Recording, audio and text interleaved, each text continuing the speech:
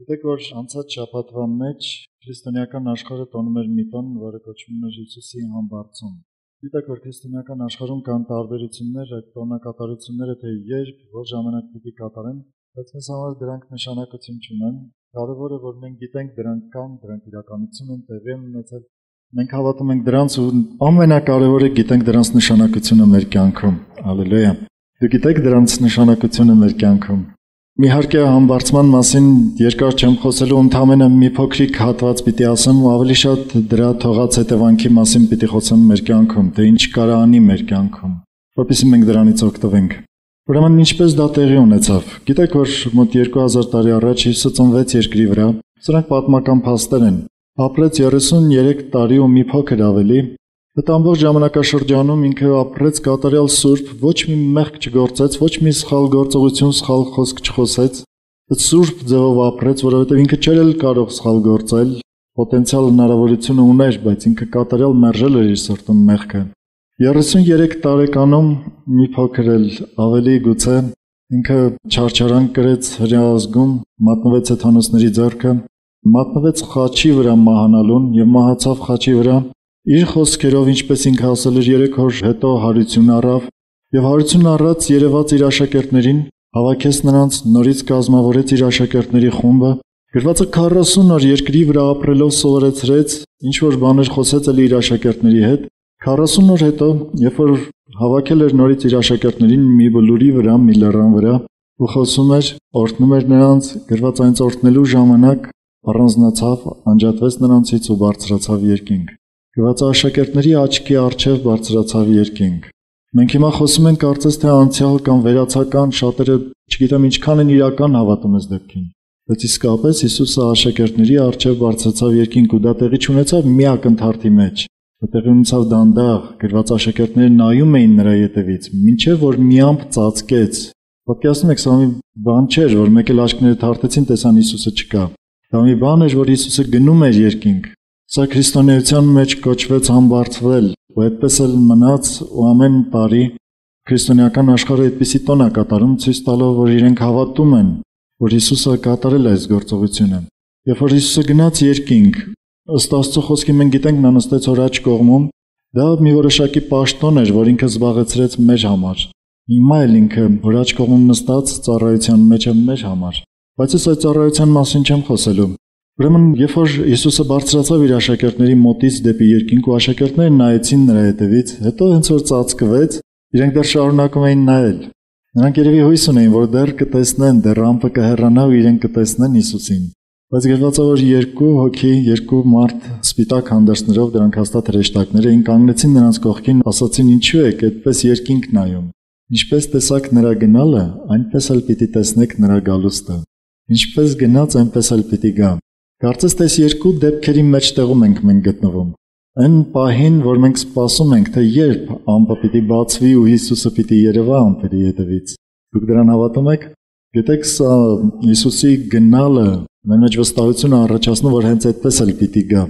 որովհետև դա գրված է Աստվածաշնչում։ Իսկ մենք հավատում ենք ամեն ինչի, ինչ որ գրված է Աստվածաշնչում։ Դու սպասում ես, որ այդպես էլ Հիսուսը մի օր պիտի գա երկնքից։ Հալելույա։ Օրհնյալ լինի իր անունը։ Բայց Հիսուսը այնտեղ երկնքում նստած է, որպեսզի մենք իր գնալուց հետո, մինչև իր գալուստը կարողանանք երկրի վրա ապրել որոշակի կյանքով։ Աստվածաշունչը նոր կտակարանը շատ տեղերում խոսում է Հիսուսի գնալու, համբարձման եւ նորից վերադարձի մասին, որովհետեւ քրիստոնյաները այստեղ ապրելով երկրի վրա այդ միջակայքում, գնալու եւ գալուստի միջև եղած այդ կարճ միջակայքում, ես ասում եմ կարճ, բայց արդեն անցել է 2000 տարի։ Երբ կգա դեռ կոնկրետ հայտնի չի, բայց ամեն մի սերունդ քրիստոնեական հավատացել է, որ ինքը պիտի տեսնի։ Այսինքն այդպեսին են եղել Աստծո խոսքից դուրս բերված նշանները։ Ու մենք էլ հավատում ենք, որ գուցե մենք էլ կտեսնենք Հիսուսի գալուստը։ Բայց սա չի կարևորը, որ մենք կտեսնենք, թե հետո կհափշտակվենք, երբ որ մենք էլ չենք լինի այս երկրի վրա։ Երբ կլինի դա կարևոր չի։ Կարևորը մի բան, ինչպես ես դու ապրում այդ միջակայքում, այդ երկու դեպքերի միջև ընկած ժամանակաշրջանում։ Դրա համար ուրեմն տարբեր խոսքերից ես ընտրել եմ միայն մեկը՝ Կողոսացիների թղթի 3-րդ գլուխը։ Պողոս առաքյալը շատ օրհնյալ մի պատգամ է տալիս քրիստոնյաներին այստեղ, ասում է այսպես ապրեք։ 3-րդ գլխի հենց սկզբից առաջի 4 խոսքերը պիտի կարդամ։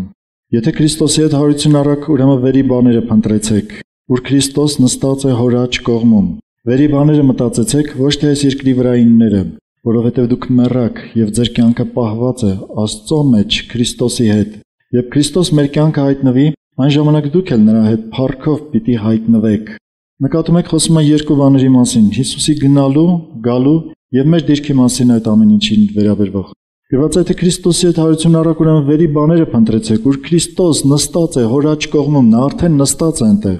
Վերի բաները մտածեցեք, ոչ թե այս երկրի վրայինները, որովհետև դուք մեռաք ու ձեր կյանքը պահված է այնտեղ Քրիստոսի մեջ, հոր մեջ։ Այստեղ թարգմանություններում, եթե կարդաք, ճիշտ թարգմանությունը ոչ թե Աստծով, այլ Աստծո մեջ մեր կյանքը պահված է այնտեղ։ Այսինքն այս երկրի վրա ինչ էլ որ տեղի ունենա, մեր կյանքը չի կարող խախտել, որովհետև մեր կյանքը այստեղ չի, այնտեղ է։ Ու դա տեղափոխվել է Հիսուսի միջոցով, որովհետև Հիսուսը նստած է հոր աջ կողմում։ Պատկերացնեք մեր համար ինչ նշանակություն ունի Հիսուսի համբարձումը ու հոր աջ կողմում նստելը։ Ասում է, երբ Քրիստոս մեր կյանքը հայտնվի, այն ժամանակ էլ դուք նրա հետ փառքով պիտի հայտնվեք։ Այսինքն մեր կյանքը երբեք չի հայտնվի ու չի խախտի այս երկիրը, քանի դեռ Քրիստոսը չի իջել երկնքից։ Ինչպես գնաց, այնպես էլ պիտի գա։ Այս միջակայքում ասում է, դուք մեռաք, հիմա ապրեք իր համար, որպեսզի ապրեք իր համար, ես պիտի խոսեմ այս մանրամասները։ Հիսուսը նստած է այնտեղ հոր աջ կողմում, որպեսզի մենք կարողանանք այստեղ երկրի վրա մեռած լինել մեղքի համար, մեռած լինել այս աշխարհի համար, ժամանակավորի համար, մեռած լինել մեր անձերի համար, ու ապրել միայն իր համար, միայն իր Հիսուսի համար։ Ու այս դեպքում, երբ որ ինքը գա, մեր կյանքը կհայտնվի։ Բայց գիտեք, մեր կյանքն է այնտեղ շատանում, երբ որ մենք այստեղ ճիշտ ենք ապրում։ Չէ՞ որ Հիսուսի հետ մոտիկությունը հենց մեր կյանքի շատանալն է։ Հալելույա։ Ես պիտի խոսեմ հիմնականում այս երկու բաների մասին՝ մեր մեռած լինելու ու մեր կենդանի լինելու մասին։ Սա շատ པարզ, շատ իրական է, ու կարծում եմ ամեն քրիստոնյա ինքը իրեն մեռածը համարում է աշխարհի ու մեղքի համար։ Դու ո՞նց ես նայում դրան։ Դու իսկապես քեզ մեռած համարում ես այս աշխարհի ու մեղքի համար։ Նա մի քիչ մանրամասն խոսեմ, կտեսնես ինչքան ես համարում, որովհետև շատ հաճախ սա ընդհանրապես գաղափար է լինում քրիստոնյաների մոտ, բայց խորը սրտում նստած չի լինում։ Եկեք այսօր մանրամասն մտածենք սրա մասին։ Երկրորդ Կորինթացիների 5-րդ գլխում գրված է, նա մեռավ մեր համար ու հարություն առավ, որպեսզի բոլոր կենդանի եղողները մեռած լինեն։ Ու սրանից հետո իրենց համար չապրեն, այլ ապրեն միայն նրա համար, որ մեռավ ու հարություն առավ։ Հալելույա։ Կողոսացիների թուղթը ավելացնում է, որ այնտեղ, հոր մեջ, հոր աջ կողմում, մեր կյանքն է պահված։ Գիտեք, որ սատանան, ոչ այս աշխարհի մարդիկ, ոչ մի բան չի կարող մեր կյանքը այնտեղ Աստծո մեջ խախտել, որովհետև այստեղ չի այդ կյանքը, այնտեղ Աստծո մեջ է գտնվում։ Ուղղակի ապրիր այնպես, որպես թե դու իսկապես այստեղ կյանք չունես, քո կյանքը այնտեղ Աստծո մեջ։ Միշտ գրված է, որ մենք օտարներ ու պանդուխտներ ենք, ու լավ է, որ մեր օտարության ու պանդխտության ժամանակաշրջանը այդպես էլ անցկացնենք, որպես թե օտարներ ու պանդուխտներ։ Հալելույա։ Պիտի թվարկեմ որոշ բաներ, որոնք այս աշխարհում հաճախ քրիստոնյաներին գրավում են, որոնք կարող է քրիստոնյաներին դուրս քաշեն Աստծո միջից, որոնք կարող է խանգարեն, որ մարդը հավատա, որ իր կյանքը պահված է երկնքում ու սպասի Հիսուսի գալուստին, որովհետև Հիսուսի գալուստով քո կյանքը պիտի հայտնվի։ Դու սրան հավատում ես։ Ընդհանրապես ամենաշատը քրիստոնյաներին խանգարում են հրապույրները։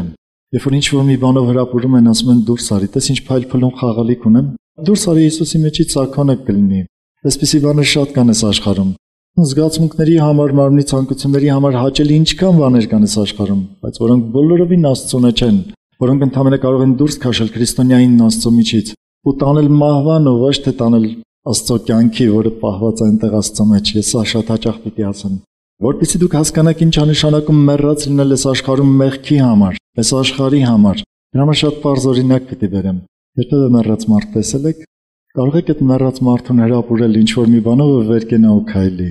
Կարող եք ցույց տալ մի հատ, չգիտեմ, օրինակ խորովածի հոտ բերել նրա քթին, վեր կենա ասի տվեք ուտեմ։ Կամ էլ ինչ-որ մի հաճույք ցույց տալ, հեռուստացույցը միացնել, ասել վեր կաց նայի, չես տեսնում ինչ ահա մեռած չես։ Սերիալը սկսվեց արդեն։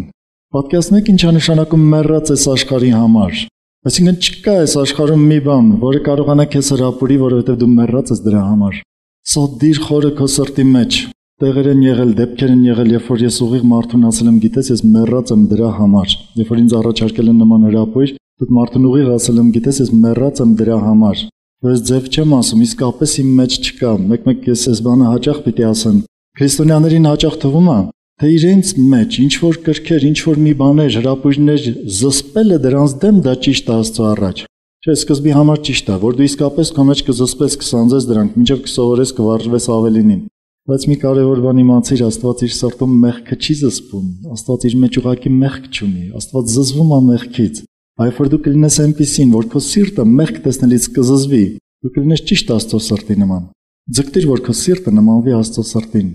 Գիտեք, հաճախ քրիստոնյաներին շատ նեղում է իրենց պատվի հարցը։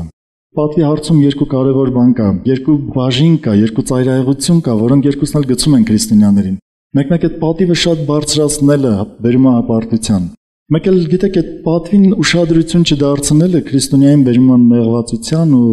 վիրավորվածության։ Երկուսն էլ սխալ են։ Պատկերացնեք, մեռած մարդուն գովում եք դուք։ Ինքը իրան այնքան հպարտ, իրան լավ ազգում, չէ՞։ Պատահել է այդպես։ Ես լսել եմ ուրեմն մի դեպք, շատ վաղուց եմ լսել, դա ասում են քրիստոնեական մի դպրոց կա այդպես արտասահմանում, որտեղ ծառայողներ են պատրաստում, եկեղեցու ծառայողներ։ Այդպես լավ քրիստոնեական հոգևոր դպրոց է, ասում են, երբ որ գալիս է մի պահ, որ քրիստոնյաներին սովորեցնում են ուսանողներին, ասում են հավաքում են, տանում են գերեզմանոց, ասում են հիմա գովեք էս մեռելներին։ Ինչքան ճոխ բառեր ունեք, գովեք էս մեռելներին, գովում են։ Հետո ասում են հիմա ինչքան կարող եք, ինչքան վատ բառեր գիտեք, դրանցով վիրավորեք էս մեռելներին։ Այս ուսանողները անում են։ Ասում են ինչ եղավ, երբ որ գովում էիք իրենք հպարտացան, ասում են չէ, չտեսանք էլ ինչ որ մեկին ինչ որ բարձրանար դուրս գար գերեզմանից, հպարտությունից։ Ասում են երբ որ դուք նրանց վատ բաներ էիք ասում, իրենք վիրավորվեցին ձեզանից։ Ասում են այդպես դուք պիտի լինեք ձեր ամբողջ կյանքում Հիսուսին ծառայելիս։ Դու քրիստոնյա ուզում ես ծառայել Հիսուսին, ուզում ես աշխարհի վրա մեռած ապրել, միայն Հիսուսի համար ապրել, քո պատվի համար մեռած պիտի լինես։ Երբ որ մոտեցան Հիսուսին փորձելու համար, հիշում եք ինչ ասեցին։ Ասեցին վարդապետ, գիտենք որ ուղիղ ես մարդկանց երեսպաշտություն չես անում, մի հատ լավ գովեցին։ Դա մի քիչ թույլ լիներ։ Իր սրտում պիտի հպարտանար, հաջորդը թակարդ էր իր համար պատրաստված, ասես կայսրին տուրք տանք թե չտանք։ Այս մարդիկ իրեն գովել էին, ու այդ բնական մարդկային ցանկությունը մարդկանց հաճելի լինելու կարող էր գցել իրեն։ Ուզենար այդ մարդկանց հաճելի լիներ, ասեր ոնց եք ուզում այնց էլ արեք։ Ու արդեն Հիսուսը իր տեղում չէր լինի։ Բայց Հիսուսը բոլորովին չսխալվեց, ասաց ինչու եք ինձ փորձում։ Հասկացել էր ինչա տեղի ունենում։ Ասաց ինչու եք ինձ փորձում։ Երբևէ փորձել եք մոտենակ դիակին, ասել քեզ փող կտամ, վեր կաց։ Ու դիակը հանկարծ վեր կենա, ձեռքը մեկնի, ասի դուր ինչքան փող ես տալիս։ Պատկերացնում եք ինչա նշանակում մեռած լինել նյութական աշխարհի համար։ Ես ուզում եմ որ դուք շատ տպավորիչ, շատ լավ հասկանաք սա։ Խորը լինի ձեր սրտում։ Երբեք ոչ մի բան, ոչ կերակուր, ոչ փող, ոչ մի բան հանկարծ մեռած մարդուն չի արթնացնում։ Դու կենթանի ես Աստծո համար, գործում ես Աստծո համար, այս աշխարհում քեզ ինչ ուզում են առաջարկեն, կլինի ուտելի, կլինի փող, չգիտեմ, շենքեր, պալատներ, գիտեք չէ մարդիկ այս աշխարհից հեռանում են ոչինչ չտանելով իրենց հետ։ Ապրիր, կարծես թե հիմա դու արդեն ոչինչ չունես, որովհետև այն էլ ինչ որ ունես քոնը չի, Աստծունն է։ Դու այդպես պիտի վերաբերվես քո ունեցվածքին, որ դա քոնը չի, Աստծունն է։ Մի օր կունենաս, մի օր չես ունենա, մի օր շատ կունենաս, մի օր քիչ կունենաս, ոչ մի նշանակություն չունի։ Դա քո ներքին աշխարհի, քո կյանքի, քո եւ Աստծո հարաբերության վրա բոլորովին պիտի չազդի, թե դու ինչքան ունես։ Ինչպես մեռած մարդը հեչ չի մտածում, որ իր հագին ինչ տեսակ շոր կա։ Տեսել եք այդպիսի բան, որ մեկ էլ վեր կենա, ասի գիտես, այս լավ չես կապել։ Այսպես չի լինում, քրիստոնյայի համար միևնույնն է, թե ինչ է հագած, իր համար կարևոր է, որ ինքը ծառայում է մարդկանց ու Հիսուսին ճշմարտության մեջ։ Հալելույա։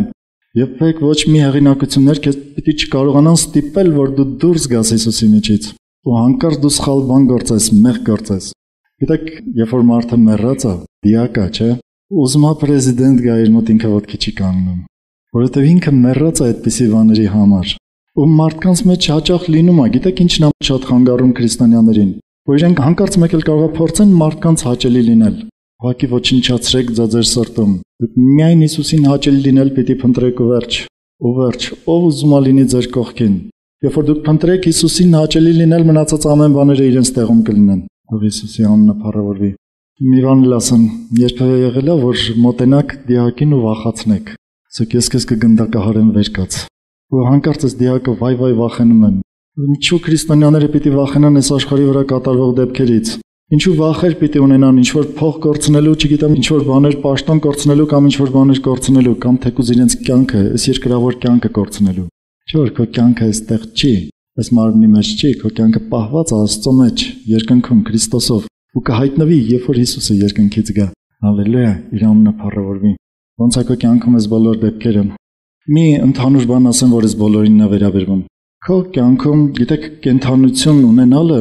մի քիչ հետո դրա մասին մանրամասն կխոսեմ։ Կենդանություն ունենալը բնութագրվում է շատ բաներով, բայց դրանցից ամենակարևորներից մեկը դա շարժումն է։ Դիակը մի հատկություն ունի, որ ինքը ոչ մի շարժում չի գործում։ Եթե հանկարծ դիակը շարժվում է, մարդիկ վախենում են։ Գիտեք ինչի, որովհետև դա բնական չի իր համար։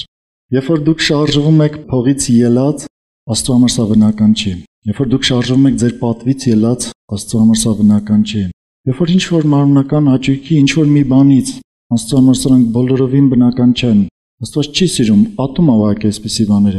Զգուշ եղիր, որ դու չշարժվես այսպիսի բաներից։ Երբեք չշարժվես վախից։ Մենք մարդ ենք, վախ կունենանք մեր սրտի մեջ, բայց երբեք դրանից ելած գործողություններ չանենք։ Հրապուրներ կունենանք գուցե, մեկ էլ ինչ-որ մի բանով կյանքում կհրապուրվենք, մեկ էլ փողը կամ չգիտեմ ինչ-որ գայթակղություններ կարող են մեր ականջին ինչ-որ բաներ շշնջալ։ Երբեք չշարժվես դրանցից ելած, որովհետև դու մեռած ես այդպիսի բաների համար։ Հետո ինչ-որ քո ներսում կարթնանա, ուշադրություն մի դարձրու դրանց վրա։ Դու ինքդ խոսիր քո ներսի աշխարհին, ասա ես մեռած եմ դրանց համար։ Ես չեմ ուզում ապրել դրանց համար։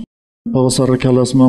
ես ոչ մի ուրիշ բանով պիտի չպարծենամ, ապա պիտի պարծենամ Քրիստոսի խաչով։ Հիշում եք այդ խոսքերը Գաղատացիների 6-րդ գլխում, որով աշխարհը ինձ համար խաչն է ելած։ Ես էլ աշխարհի համար եմ խաչը ելած։ Ասում եմ, սրանով պիտի պարծենամ։ Գիտեք ինչ պարծանք է, երբ որ կամ մեղքը կանգնում է քո առաջ, ասում ես մեռած եմ դրա համար, դա էլ իմ համար է մեռած։ Սա կրկնակի մահ նշանակում։ Նա իմ համար է մեռած, ես իր համար եմ մեռած։ Կյանքում անհավատների մեջ էլ այսպեսի խոսք կա, չէ, ասում են խաչ քաշի դրա վրա։ Ջնջի կյանքիցդ կարծես, ասում են խաչ քաշի դրա վրա։ Մենք քրիստոնյաներս ավելի լավ պիտի հասկանանք ինչ է նշանակում խաչ քաշել մի բանի վրա։ Խաչ քաշի քո պատվի վրա։ Խաչ քաշի այս նյութական աշխարհի վրա, որովհետև դրանից ոչինչ չենք տանելու։ Խաչ քաշի հեղինակությունների, քո հաճույքների, ամեն ինչի վրա։ Դու պիտի կենթանի լինես միայն Աստծո համար, դու պիտի շարժվես Աստծո ուզածի համեմատ ու չշարժվես այս նյութական աշխարհի ուզածի համեմատ։ Ուզում ես այդպեսին լինել։ Գիտեմ, որ հիմա դու գուցե մտածում ես, որ այդպեսին չես, կամ մտածում ես, որ ես ծայրահեղություն եմ խոսում, բացար Աստվածաշունչը, նոր կտակարանը ու լավ կարդա նոր կտակարանը կտեսնես, թե ինչեր են գրված։ Մյուս բաժինը դա կենթանի լինելն է, որովհետև եթե առաջի բաժնում ասում ես դուք մեռած եք, տեսեք 3-րդ գլխի 3-րդ խոսքը Կողոսացիների։ Դուք մեռաք ու ձեր կյանքը պահված է Աստծո մոտ, Քրիստոսի հետ։ Ուրեմն եթե առաջի բաժինը մեռածն էր, երկրորդ բաժինը պիտի լինի կենթանի լինելը, որովհետև կենթանի ենք ոչ թե մեր համար, կենթանի ենք ոչ թե ինչ որ թվարկեցի դրանց համար, այլ կենթանի ենք Հիսուսի համար։ Կենթանությունը պիտի արտահայտվի այն բաներով, ինչով որ պիտի չարտահայտվի այս աշխարհի նկատմամբ։ Եթե դու կենթանի ես, շարժուն ես, գործող ես, ինչ ես անում Հիսուսի համար։ Նա գիտեք, կենթանի մարդը, որը մեռած չի, որոշ հատկություններ ունի։ Ամենաառաջնային հատկություններից մեկը օրինակ ուտելն է։ Եվ որ հիվանդությունը խորանում է այնքան, որ մարդը էլ բան չի ուտում, ասում են ուրեմն մոտամահվան։ Այդպես չի։ Եթե դու առողջ ես, դու պիտի ուտես։ Դու պիտի ուտես ոչ թե սովորական հաց, այլ Աստծո խոսքը պիտի ուտես, կյանքի հացը պիտի ուտես։ Հիսուսն ասաց ոչ միայն հացով է ապրում մարդը։ Մատթեոս 4:4 շատ նշանավոր տպավորիչ խոսք է։ Մարդը ոչ միայն հացով է ապրում, այլ նաև Աստծո խոսքով, ամեն խոսքով, որ դուրս է գալիս Աստծո բերանից։ Գիտեք սա ինչ է նշանակում։ Այդ արտահայտությունը, որովհետև մարդ երկու բան իրար հետ պիտի լինի, որ լինի մարդ։ Դա պիտի լինի ֆիզիկական մարմին եւ հոգի մարմնի մեջ։ Եթե այս երկուսից մեկը չկա, մարդ չի։ Ու Աստվածաշնչում ոչ միտեղ դուք չեք կարդա միայն մի բաժնի համար որպես մարդ։ Օրինակ, եթե մարմին է ու հոգի չկա, դրա համար դիակ են գրում։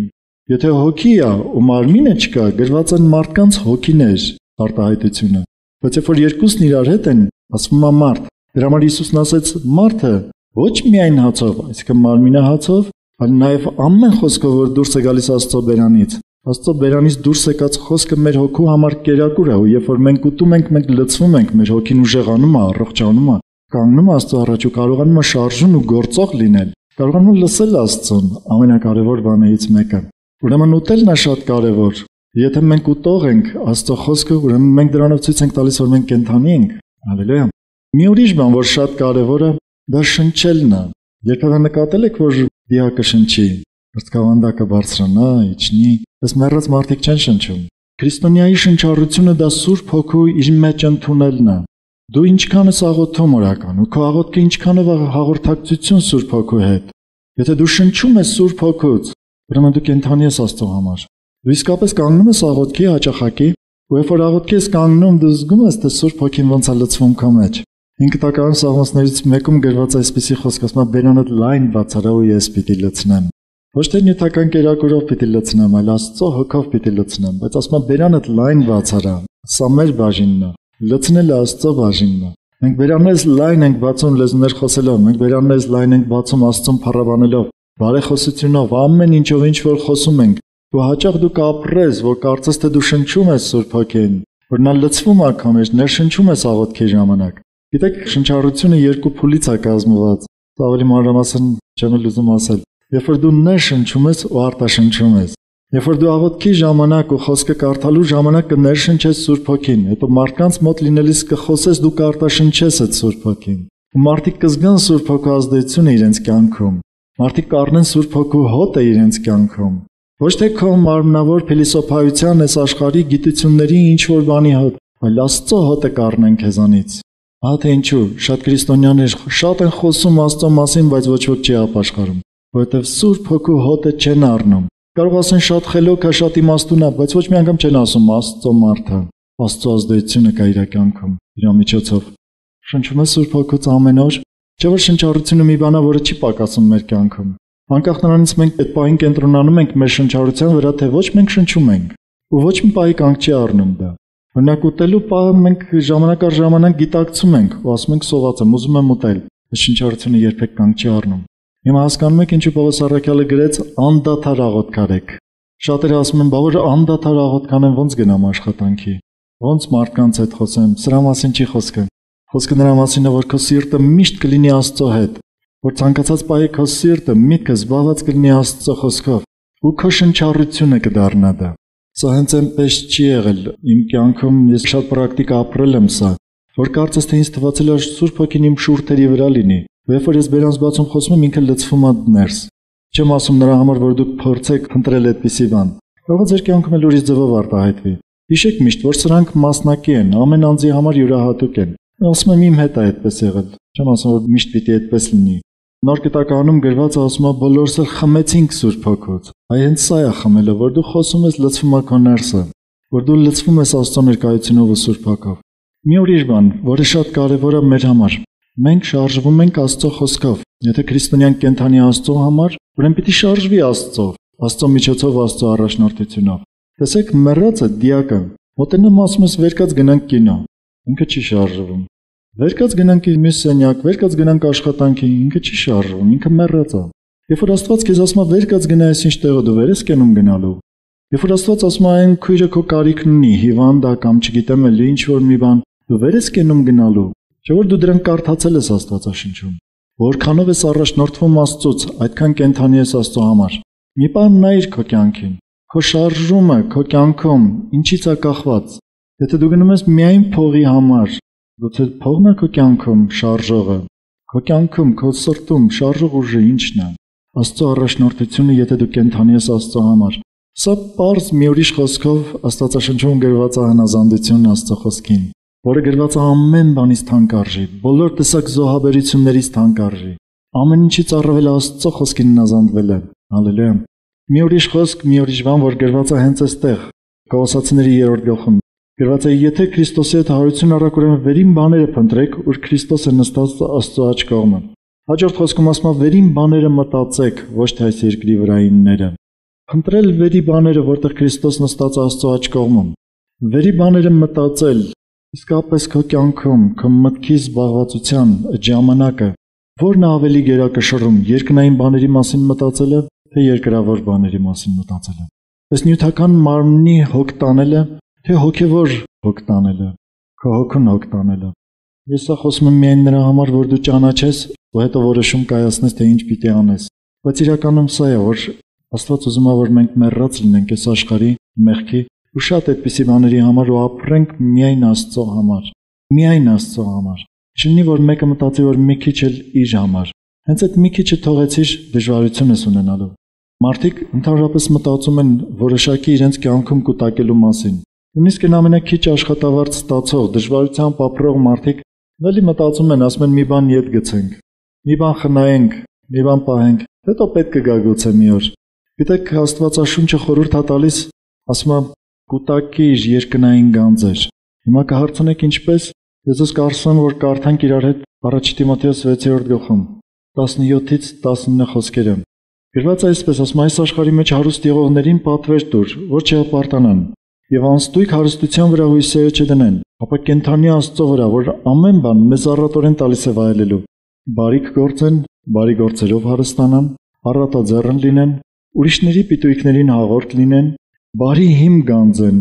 անձերնին հանդերձյալի համար, որպեսզի հավիտենական կյանքը ձեռք գցեն։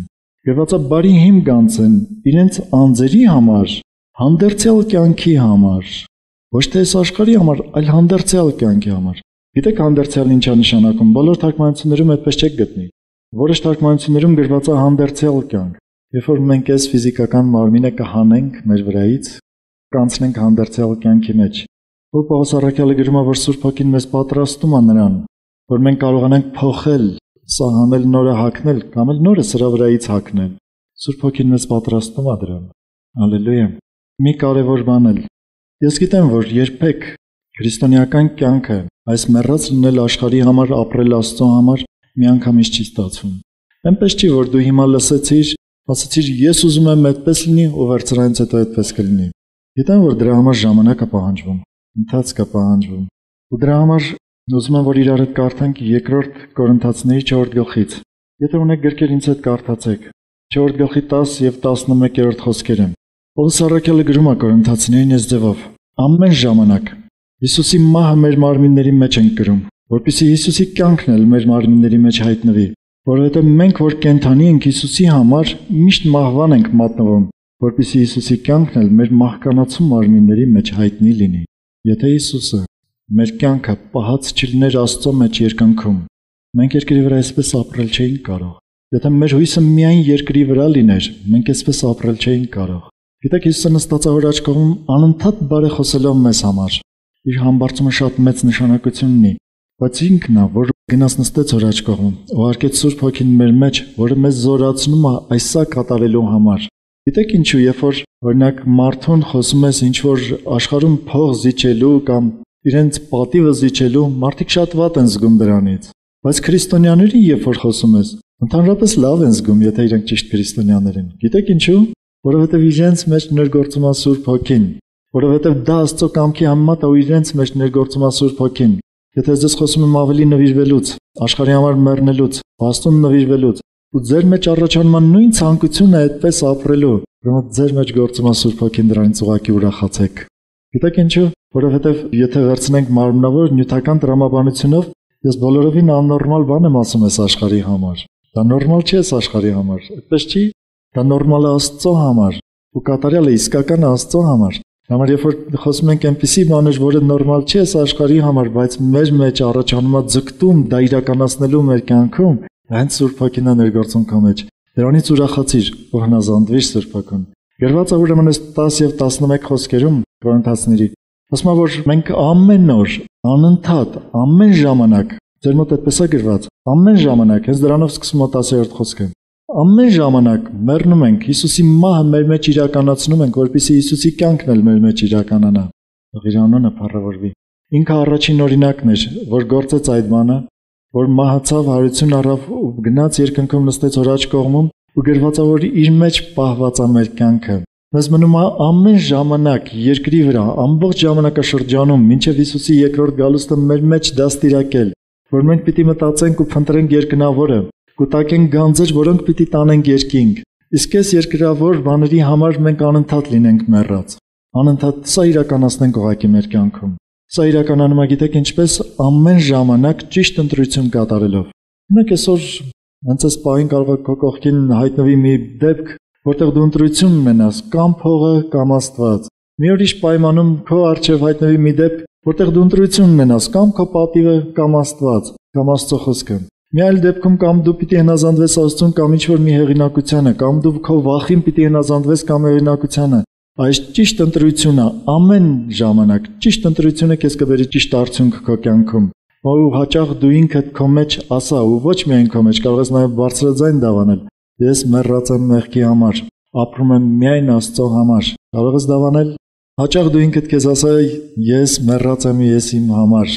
Ես կենդանի եմ միայն Աստծո համար։ Գրված է ամեն ժամանակ Հիսուսի մահը իրականացնենք մեր մեջ, որպեսզի Հիսուսի կյանքն էլ գա մեր մեջ։ Հալելույա։ երկու սկզբունք պիտի ասեմ սրա հետ կապված։ Մեկը նա է, որ քո կյանքի այն բաժնում, որտեղ դու մահը իրականացնում ես, այնտեղ էլ գալիս է Հիսուսի կյանքը։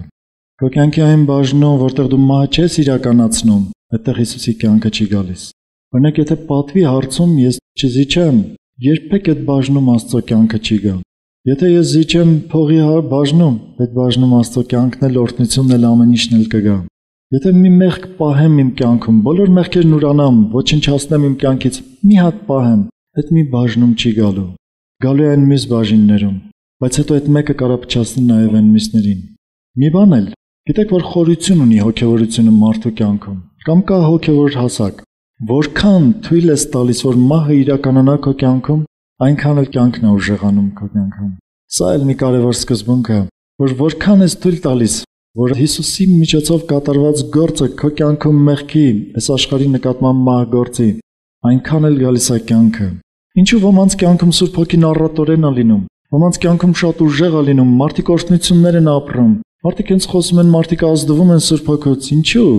Միթե Աստված նրանց ավելի շատ է սիրում, քան թե ձեզ։ Այսպես չի, բայց այդ մարդիկ ավելի մեծ նվիրում ունեն։ Իսկ այն մյուս մարդիկ ավելի քիչ նվիրում, դրա համար ոմանց կյանքում երբեք էլ չի գալիս Սուրբ Հոգու օրհնությունները, կամ շատ թույլ են լինում այդ օրհնությունները։ Մի կարևոր բան ասեմ օրհնությունների հետ կապված։ Երբեք չխափնվեք։ Մեր օրհնությունները երկնավոր են։ Մեր օրհնությունները այս աշխարհի հետ կապված չեն։ Այն երկնավոր օրհնությունները մենք ամբողջովին ստացել ենք հենց այն օրը, որ վերստին ծնվեցինք, հավատացինք Հիսուսին։ Միանգամից մենք ամբողջը ստացանք։ Ուղղակի կարիք կա, որ դրանք մեր կյանքում արտահայտվեն, դրանք մեր կյանքում իրականանան, կարծես թե բխեն։ Ես դա միշտ համեմատում եմ սրա հետ, ասում եմ, երեխաները, երբ որ ծնվում են մի ընտանիքում, այդ տան մեջ ամեն ինչ իրենցն է, իրենք իրավունք ունեն, չէ՞, ամեն ինչի վրա, բայց իրենց իրավունքները սահմանափակված է իրենց աճով։ Երբ որ երեխան մի տարեկան է, ինքը դեռ ոսկեղենի հետ գործ չունի, դեռ շուտ կոտրվող առարկաների հետ գործ չունի, թույլ չեն տալիս որ մոտենա։ Դեռ չի կարողանում օգտագործել շատ տեխնիկա, օրինակ, չգիտեմ, ժամանակակից կոմպյուտեր, չգիտեմ էլի ինչ-որ բաներ։ Բայց երբ որ ինքը հասակով աճում է ու մեծանում է ու գիտելիքն էլ աճում, կարողանում է այդ բոլորից օգտվի։ Ու իրեն կարողանում են վստահել, թե ոսկեղեն, թե փշրվող ինչ-որ բաներ, ու արդեն ասում են էլ չի կոտրի, արդեն մեծ է ինքը, մեծ երեխա է։ Հետո ավելի է մեծանում, ինքը արդեն որոշումներ կայացնելու իրավունք է ունենում այդ տան մեջ։ Ազդում է տանը, ընտանիքում կատարվող որոշումներին, իրականացվող։ Պատկերացնում եք, նույն ձևով մենք մեր հոր ընտանիքում, Աստծո ընտանիքում, այդպես մենք էլ ստացել ենք ամբողջ օրհնությունը միանգամից, բայց հաճախ չեն կարողանում ձեռքներս մեկնել ու վերցնել, որովհետև դեռ հոգևոր հասակները ցածր։ Հաճախ չեն կարողանում ինչ-որ բաներից օգտվել, որովհետև ասում ենք հանկարծ կարող է փչացնենք ու ջարդենք դրանք մեր կյանքում։ Ափսոս են, մի քիչ էլ մեծանանք, հետո կօգտվենք։ Ոչ թե դրանք մերը չեն, մերն են, բայց պետք է վարժվել դրանցից օգտվել։ Այդ կոմպյուտերը կարող է դու ունես քո տանը, բայց դեռ շատ փոքր երեխա չկարողանա դա միացնել, կարա դեռ փչացնի, բայց երբ որ մեծանա դու ինքդ կսովորեցնես նրան ու կօգնես որ օգտվի դրանից, չէ՞։ Այդպես էլ մեր օրհնություններն ու կյանքը, բայց ուզում եք որ դրանք առատ լինեն ձեր կյանքում, դրա համար կարիք կա մահը ամեն օր իրականացնելու։ Դրա համար ուժ տվողը Հիսուսն է երկնքում։ Ու մեր հույսերը, մեր ապագան կապված չեն այս աշխարհի հետ, կապված են իր հետ։ Մեր սպասումը, մեր աչքերը, մեր սրտի աչքերը ուղղված են երկինք։ Նայում ենք երկնքին, ասում ենք երբ է ամպը բացվելու ու Հիսուսը հայտնվի այնտեղից, մեր կյանքն էլ հայտնվի, որովհետև այստեղ մենք չունենք կյանք, ունենք իր մեջ միայն կյանք։ Դու համաձայն ես իմ հետ։ Հալելույա։ Եկեք ուրեմն ոտքի կանգնենք։ Այն ամենը, ինչում դու համաձայնվեցիր իմ հետ։ Հիմա խոսիր Հիսուսի հետ։